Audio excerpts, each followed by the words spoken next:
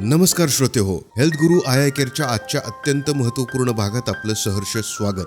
श्रोते हो, आपण प्रश्न क्रमांक 30 मध्ये विचारलं होतं की कडक उन्हाळा असो किंवा हिवाळा, जन्मापासून ते पहिल्या 6 महिन्यापर्यंत लहान बाळाला वरचं पाणी पाजणं योग्य आहे का? याचं अचूक उत्तर आहे नाही. अगदी एक थेंबही पाणी पाजायची गरज नाही. आपल्याकडे अनेकदा घरातले मोठे लोक किंवा शेजारी म्हणत असतात की उन्हाळा खूप आहे, बाळाला तहान लागली असेल, थोडेसे पाणी पाजा.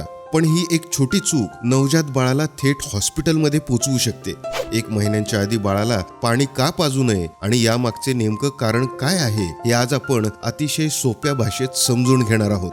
श्रोते हो, डॉक्टरांच्या मते पहिल्या 6 महिन्यापर्यंत बाळाला आईच्या दुधाशिवाय इतर कोणत्याही गोष्टीची गरज नसते. यावरूनच बाळाचं आरोग्य कसं आहे हे लगेच समजतं. यासाठी डॉक्टरांनी एक सोपा आणि महत्त्वाचा नियम सांगितला आहे. आईच्या दुधामध्ये नैसर्गिकरित्या अशी रचना असते, त्यात तब्बल 80 ते 88% फक्त पाणीच असतं. म्हणजे जेव्हा बाळ आईचं दूध पितं तेव्हा त्याची भूक आणि तहान दोन्ही एकाच वेळी पूर्ण होतात.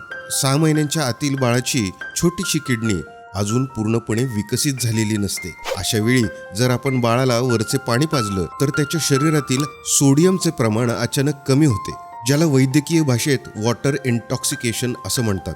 यामुळे बाळाच्या मेंदूवर सूज येऊ शकते आणि त्याला झटके येऊ शकतात. म्हणूनच प्रत्येक आईने, घरातील सदस्यांनी या 3 गोष्टींची कडक अंमलबजावणी केली पाहिजे. पहिलं म्हणजे केवळ अंगावरचे दूध. पहिल्या 6 महिन्यापर्यंत बाळाला मध, गुटी, साखर पाणी किंवा साधे पाणी देखील अजिबात देऊ नका. दुसरं म्हणजे उन्हाळ्यातील काळजी. उन्हाळ्यात बाळ जास्त वेळा लघवी करत असेल किंवा त्याला तहान लागली असेल तर पाण्याचे थेंब देण्याऐवजी आईने बाळाला जास्त वेळा अंगावरचे दूध पाजावं.